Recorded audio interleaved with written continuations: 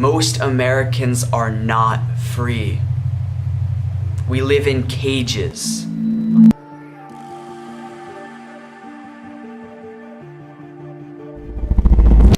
When I was 18, I bought a one-way ticket to travel to India alone. And for the next 9 months, I had adventures all over the world, and I've stayed with some of the most amazing people from some of the poorest countries. And I'd have these beautiful conversations.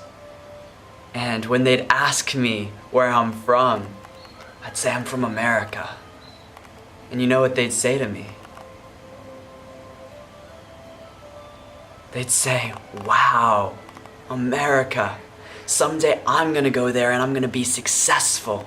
And so I can take care of my family and bring them money and happiness so they don't have to worry where their next meal comes from. So that they can afford medicine. So that they can live another day."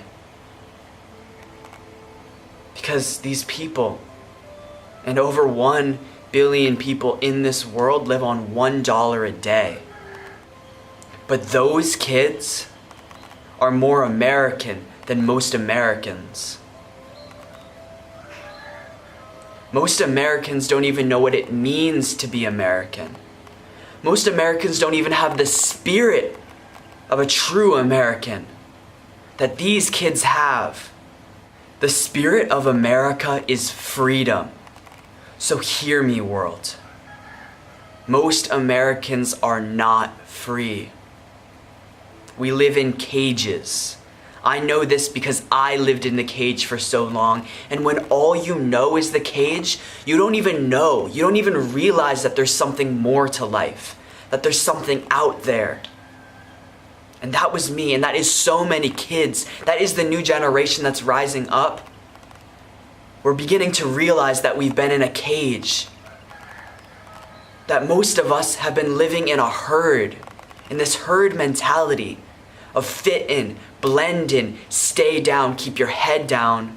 Because if you reveal who you really are, if you stand up and be yourself, you threaten the structure of the entire system. We live in constant fear and paranoia, fear of politics, fear of the world outside our invisible borders, fear of people who have different sexualities, fear of people who have different color skin, who look different, who act different, who talk different. Our current leaders feed us fear, and we eat it like cows eat corn in factory farms.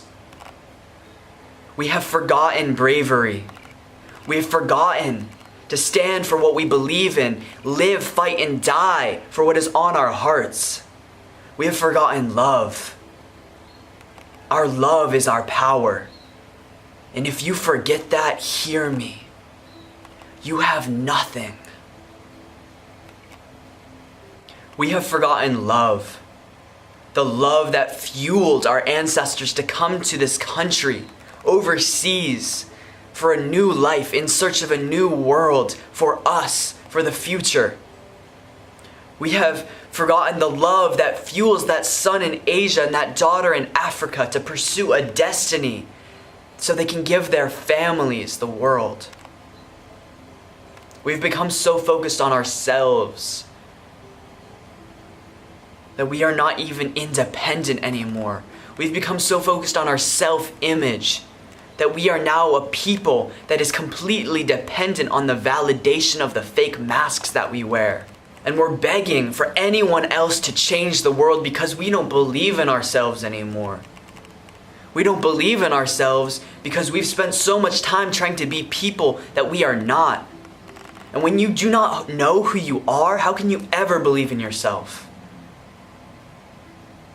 And I say we because we are humanity. Because no matter how many walls you build, no matter how many invisible borders you make up, no matter how many labels you create, we are united.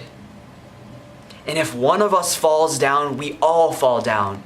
And if one of us is lost, we are all lost. That is what it means to be united. Right now, people are hurting in the world.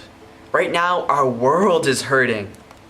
We live in a culture that breeds heart disease, that breeds cancer, that breeds toxic relationships and drug abuse. and suicide and depression. And it's our responsibility to heal ourselves, to heal the world from the inside out, starting with the self. Because this is the only part of the universe that we have true control over.